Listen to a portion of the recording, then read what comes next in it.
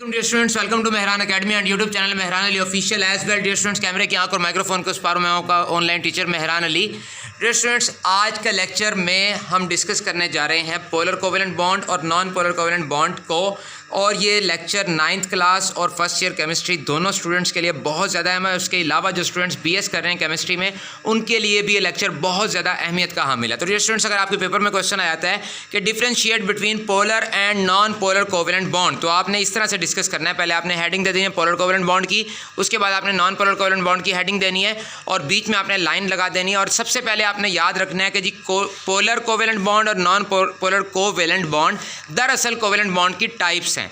तो याद रखना है आपने, पोलर कोवेलेंट बॉन्ड में वो एटम्स इलेक्ट्रॉन्स की म्यूचुअल शेयरिंग करते हैं जो कि डिफरेंट होते हैं। मुख्तलिफ किस्म के एटम्स के दरमियान जब कोवेलेंट बॉन्ड बनता है, यानी कि हेटेरो एटम्स, डिफरेंट एटम्स, तो उसको हम कहते हैं पोलर कोवेलेंट बॉन्ड। और जब सिमिलर एटम्स यानी कि होमो एटम्स यानी कि एक जैसे एटम्स के दरमियान कोवेलेंट बॉन्ड बनता है, तो उसको हम बोलते हैं नॉन पोलर कोवेलेंट बॉन्ड। तो बढ़ते हैं जी डेफिनेशन की जानिब। तो डेफिनेशन क्या होगी? A type of covalent bond which is formed due to mutual sharing of valence electrons of different यानी हेटेरो एटम्स, ब्रैकेट में फिर आपने लिख देना है having different electronegativity values, is called polar covalent bond. ठीक हो गया स्टूडेंट्स, ये हो गई हमारी डेफिनेशन कंप्लीट। यानी कि ऐसा बॉन्ड की कोवेलेंट बॉन्ड की ऐसी किस्म जिसमें जो बनता है इलेक्ट्रॉन्स की म्यूचुअल शेयरिंग से, और कौन से इलेक्ट्रॉन्स ऐसे एटम्स जो कि डिफरेंट एटम्स होते हैं, डिफरेंट मुख्तलिफ किस्म के एटम्स के वैलेंस इलेक्ट्रॉन्स की म्यूचुअल शेयरिंग से, और कौन से एटम्स वो एटम्स जो कि मुख्तलिफ इलेक्ट्रोनेगेटिविटी रखने वाले एटम्स यानी मुख्तलिफ एटम्स के वैलेंस इलेक्ट्रॉन्स की म्यूचुअल शेयरिंग से जो कोवेलेंट बॉन्ड बनता है, उस किस्म को, उस कोवेलेंट बॉन्ड को हम कहते हैं पोलर कोवेलेंट बॉन्ड। उसके बाद जी हम डिस्कस करते हैं नॉन पोलर कोवेलेंट बॉन्ड की डेफिनेशन को।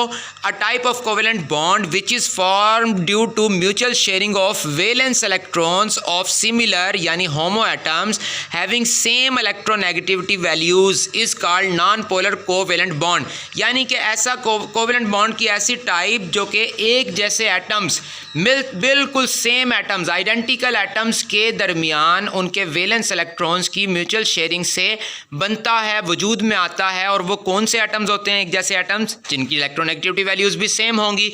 तो उस बॉन्ड को हम क्या नाम देते हैं? नॉन पोलर कोवेलेंट बॉन्ड का नाम देते हैं।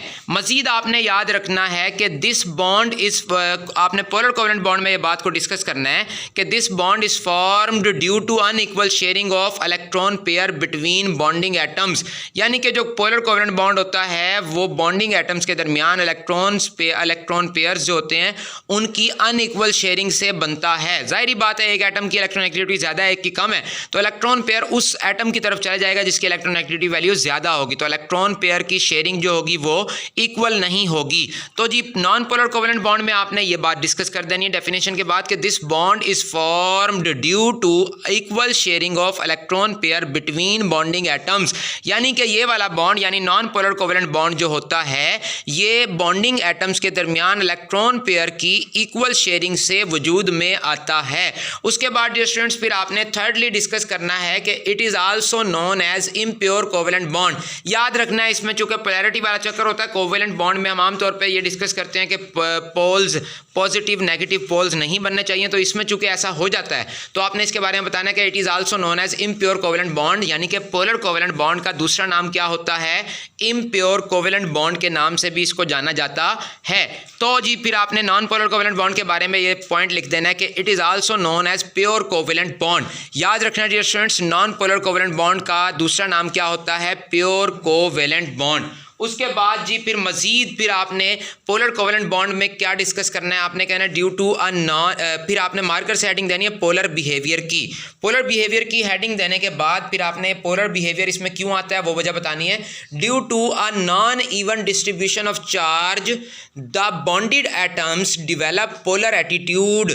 आपने कहना जी नॉन इवन डिस्ट्रीब्यूशन होती है चार्ज की, तो उस वजह से क्या होता है? बॉन्डिंग एटम्स पर पोलर एटीट्यूड जो होता है वो पैदा हो जाता है। यानी कि फिर आपने लिख देना है कि जी partial negative charge partially negatively यानी कि partial negative charge is developed on the atom having greater electronegative value and vice versa. Vice versa का मतलब है कि वो एटम जिसकी इलेक्ट्रोनेगेटिविटी वैल्यू कम होगी उस पर पार्शियल पॉजिटिव चार्ज डिवेलप हो जाएगा, और जिसकी इलेक्ट्रोनेगेटिविटी वैल्यू ज़्यादा होगी उस पर पार्शियल नेगेटिव चार्ज डिवेलप हो जाएगा।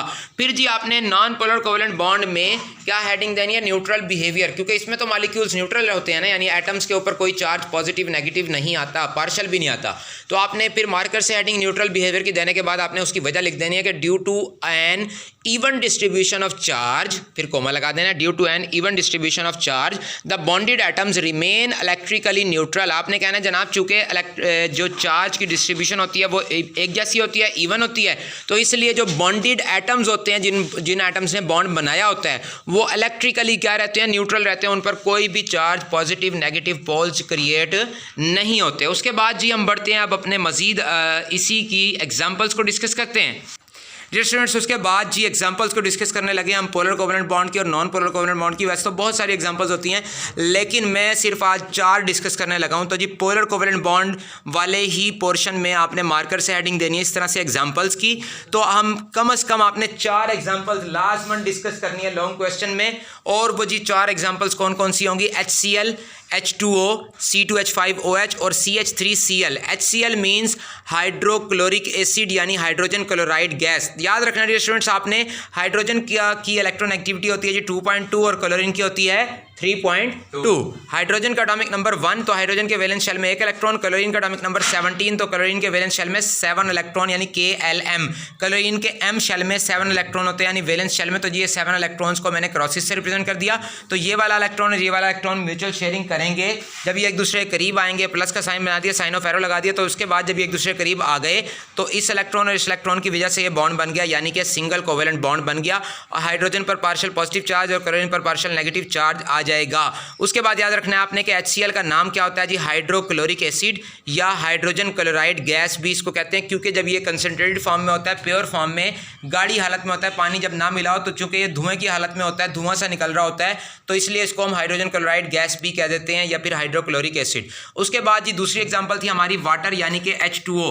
तो जी H2O के बारे में आपने याद रखना है कि पानी में एक ऑक्सीजन और 2 हाइड्रोजन होते हैं। ऑक्सीजन का एटॉमिक नंबर होता है 6, तो ऑक्सीजन के वैलेंस शेल में 6 इलेक्ट्रॉन होते हैं, 2 और 2 4 और 2 6 इलेक्ट्रॉन्स डॉट से रिप्रेजेंट कर दिए। तो हाइड्रोजन का एटॉमिक नंबर 1 होता है, तो ये उनके इलेक्ट्रॉन्स जब ये एक दूसरे के करीब आएंगे तो क्या होगा? जब इनके दरमियान जो है अट्रैक्टिव फोर्सेस डेवलप होंगी, तो इस तरह से बॉन्ड बन जाएगा OHOH, यानी ऑक्सीजन के जो है ऑक्सीजन डबल बॉन्ड बनाता है, तो एक बॉन्ड हाइड्रोजन एटम के साथ, दूसरा बॉन्ड दूसरे हाइड्रोजन एटम के साथ। तो जी इस तरह से, और ऑक्सीजन की इलेक्ट्रोनेगेटिविटी आपको पता है हाइड्रोजन से थोड़ी ज़्यादा होती है, तो इस वजह से इलेक्ट्रॉन पेयर जो ये दोनों बनेंगे, इलेक्ट्रॉन्स के जोड़े, ये ऑक्सीजन के करीब आ जाएंगे, हाइड्रोजन एटम से दूर चले जाएंगे, तो ऑक्सीजन एटम पर पार्शियल नेगेटिव चार्ज और हाइड्रोजन एटम्स पर पार्शियल पॉजिटिव चार्ज डिवेलप हो जाएगा। उसके बाद जी फिर याद रखना है आपने तीसरी एग्जाम्पल हमारी है C2H5O। अच्छा, मजीद आपने याद रखना है डियर स्टूडेंट्स, ये H2O पानी को, ये H2O मीन्स वाटर, वाटर को लैटिन लैंग्वेज में बोलते हैं एक्वा, और उसके अलावा केमिकल नेम पानी का क्या होता है आपने याद रखना है? हाइड्रोजन ऑक्साइड या नॉर्मल ऑक्साइड ऑफ हाइड्रोजन भी कह सकते हैं। उसके बाद जी C2H5OH यानी दारू यानी कि एथेनॉल यानी कि इथाइल अल्कोहल। इथाइल अल्कोहल को मैंने दारू इसलिए बोला क्योंकि जो शराब होती है उसमें जो है अल्कोहलिक शराब जो होती है जिसको पिया जाता है, नशे के तौर पर इस्तेमाल किया जाता है, उसमें C2H5OH होता है। और जी अल्कोहल्स का सेकेंड मेंबर है, फर्स्ट मेंबर होता है मैथनॉल CH3OH। तो याद रखना है जी मैथनॉल जो होता है वो पॉइजनस होता है और एथेनॉल जो होता है वो नॉन पॉइजनस होता है, यानी कि अगर इसको पी लिया जाए तो इंसान मरता नहीं है, मतलब नशा हो जाता है वगैरह वगैरह, वो एक अलग बात है। लेकिन याद रखिएगा मैथनॉल भी शराब होती है, अल्कोहल होती है, एथेनॉल भी, लेकिन मैथनॉल को पिया नहीं जा सकता, वो मिथाइलेटेड स्पिरिट में पाई जाती है, एथेनॉल को पिया जा सकता है। तो ये बहरहाल पीना हराम है, जायज़ नहीं है, गुनाह है, नशा हो जाता है, वो एक अलग बात है, लेकिन इसको बहुत सारी अद्वियात में भी इस्तेमाल किया जाता है, पीने वाली अद्वियात में, खांसी वगैरह के शरबत में, लेकिन मैथनॉल को इस्तेमाल नहीं किया जाता। मैथनॉल को सिर्फ और सिर्फ जरासीम कुश के तौर पर, एंटीसेप्टिक मटेरियल के तौर पर इस्तेमाल किया जाता है, यानी कि मिथाइलेटेड स्पिरिट वगैरह में। तो जी C2H5OH का मॉलिक्यूल भी पोलर मॉलिक्यूल होता है। कैसे होता है ये देखें, CH3 CH2 यानी C2H5 और ये OH, O पर पार्शियल नेगेटिव चार्ज, H पर पार्शियल पॉजिटिव चार्ज। याद रखना है इसका नाम क्या होता है? एथेनॉल या इथाइल अल्कोहल, और इसको पढ़ते कैसे हम? CH3 CH2OH या C2H5OH। उसके बाद जी मिथाइल क्लोराइड हमारी चौथी एग्जांपल CH3Cl यानी कि मिथाइल क्लोराइड CH3 और ये देखें Cl, तो इसमें C पर पार्शियल पॉजिटिव चार्ज आ जाएगा कार्बन पर और क्लोरीन पर पार्शियल नेगेटिव चार्ज आ जाएगा मिथाइल क्लोराइड, या इसका दूसरा नाम क्या होता है क्लोरोमीथेन। क्लोरोमीथेन एक क्लोरीन और मतलब मीथेन का डेरिवेटिव है, तो इसलिए इसको क्लोरोमीथेन भी कह सकते हैं, मिथाइल क्लोराइड भी। उसके बाद जी नॉन पोलर कोवेलेंट बॉन्ड की हमने एग्जांपल्स को डिस्कस करना है। एग्जांपल्स की हेडिंग देकर डियर स्टूडेंट्स अब हमने 4 एग्जांपल्स को डिस्कस करना है। H2Cl2 O2 और CCl4 यानी कि हाइड्रोजन, क्लोरीन, ऑक्सीजन और कार्बन टेट्राक्लोराइड। तो जी हाइड्रोजन का एटॉमिक नंबर 1 होता है, तो हाइड्रोजन के देखें आइडेंटिकल एटम्स हमने बात की थी नॉन पोलर कोवेलेंट बॉन्ड में कि एक जैसे एटम्स होते हैं, तो बिल्कुल जी एक जैसे एटम्स हैं। जब वो एक दूसरे के करीब आएंगे तो इस तरह से बॉन्ड बन जाएगा सिंगल कोवेलेंट बॉन्ड, कोई चार्ज डेवलप नहीं होगा, तो इसलिए हम इसको बोलते हैं नॉन पोलर कोवेलेंट बॉन्ड यानी कि प्योर कोवेलेंट बॉन्ड भी कहते हैं। क्लोरीन के एटम्स जब एक दूसरे के सामने आए तो दोनों के एटम्स में, दोनों के वैलेंस शेल में 7 इलेक्ट्रॉन्स हैं।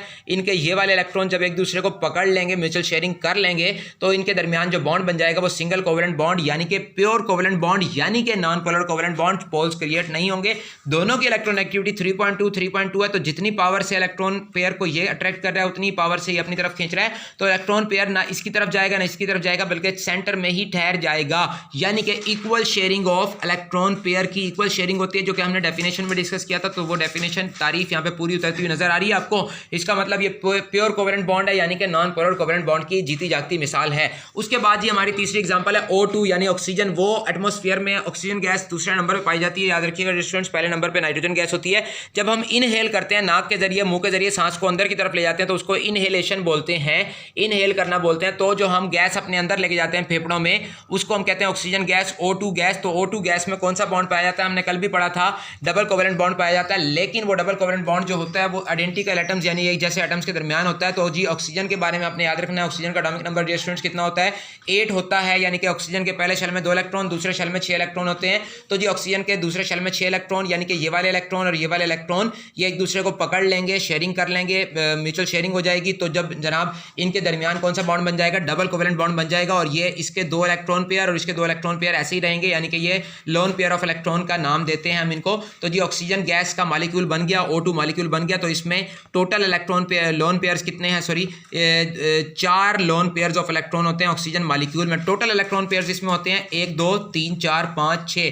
Total electron pair dear students oxygen molecule में 6 होते हैं, लेकिन 2 बॉन्ड पेयर ऑफ इलेक्ट्रॉन कहलाते हैं और बाकी 4 क्या कहलाते हैं, लोन पेयर ऑफ इलेक्ट्रॉन्स कहलाते हैं। उसके बाद जी हमारी चौथी एग्जांपल है CCl4 कार्बन टेट्राक्लोराइड या टेट्राक्लोरोमीथेन। तो उसमें बीच में एक कार्बन एटम, कार्बन का एटॉमिक नंबर डियर स्टूडेंट्स याद रखिएगा 6 होता है, पहले शेल में 2 इलेक्ट्रॉन, दूसरे में 4 इलेक्ट्रॉन। क्लोरीन का एटॉमिक नंबर 17 होता है, तो क्लोरीन के K शेल में 2 इलेक्ट्रॉन, L शेल में 8 इलेक्ट्रॉन और M शेल में 7 इलेक्ट्रॉन। तो जी ये क्लोरीन 4 क्लोरीन मैंने लिख दिया, सेंटर में एक कार्बन लिख दिया। तो जब ना ये इलेक्ट्रॉन्स एक दूसरे को पकड़ लेंगे, म्यूचुअल शेयरिंग कर लेंगे, तो ये इन्होंने कर लिया है, तो ये CCl4 यानी एक कार्बन और 4 क्लोरीन एटम्स, यानी कि ये बन गया CCl4 यानी कि कार्बन टेट्राक्लोराइड यानी टेट्राक्लोरोमीथेन। और ऑक्सीजन गैस के बारे में आपने याद रखना है, इसको हम इनहेल करते हैं, हमारे एटमॉस्फेयर में दूसरे नंबर पे गैस पाई जाती है।